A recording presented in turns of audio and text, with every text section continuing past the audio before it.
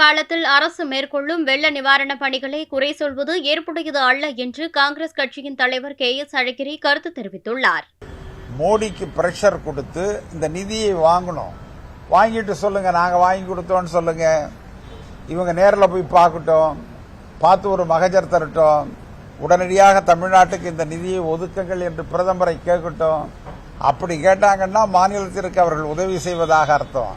இங்க உட்காந்துக்கிட்டு விமர்சனம் பண்றதுனால என்ன பலன் இருக்கிறது? எந்த பலனும் கிடையாது.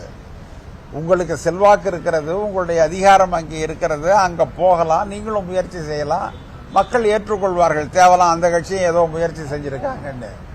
நீங்க எந்த முயற்சியுமே செய்யாம இங்க நடந்துகிட்டு இருக்கிற வேலையை குறை சொல்லிக்கிட்டு இருப்பது ஒரு பேரிடர் காலத்தில் ஏற்புடையது அல்ல. மக்கள் அதை விரும்ப மாட்டார்கள். பிரதமர் அவைக்கு வருவது கிடையாது, பிரதமர் பத்திரிகையாளர்களை சந்திப்பது கிடையாது, பிரதமர் பிரச்சனைகளுக்கு பதில் சொல்வது கிடையாது.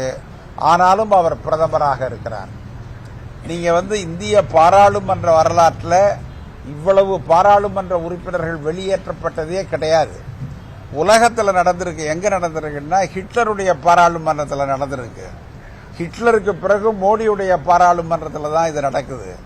பாராளுமன்றம் என்பது ஆளுங்கட்சியும் எதிர்கட்சியும் சார்ந்ததுதான். எதிர்கட்சி இல்லாத பாராளுமன்றம் பாராளுமன்றம் அல்ல. அதற்கு பாராளுமன்றம் என்கின்ற இலக்கணமே தகாது. நீங்க ஒரு பாராளுமன்றம்னா எதிர்கட்சி எதிரில் அமர்ந்திருக்கணும், அவங்க கேள்வி கேட்கணும், அரசாங்கம் பதில் சொல்லணும். கேள்வி கேட்கவே ஆள் இல்லை, நீங்க என்ன பதில் சொல்ல போறீங்க? அதற்கு எப்படி பாராளுமன்றம் என்கின்ற பெயர் வரும்? இது ரொம்ப அநியாயம், அதர்மம், ஜனநாயகத்திற்கு விரோதமானது. இந்த நாட்டில் ஒரு ஜனநாயகத்தை ஏற்படுத்த நாம் இரத்தம் சிந்தி இருக்கிறோம். இந்த சுதந்திரம் தானா வந்துள்ள இந்த ஜனநாயகத்தை எளிதாக நாம் பெற்றுவிடவில்லை.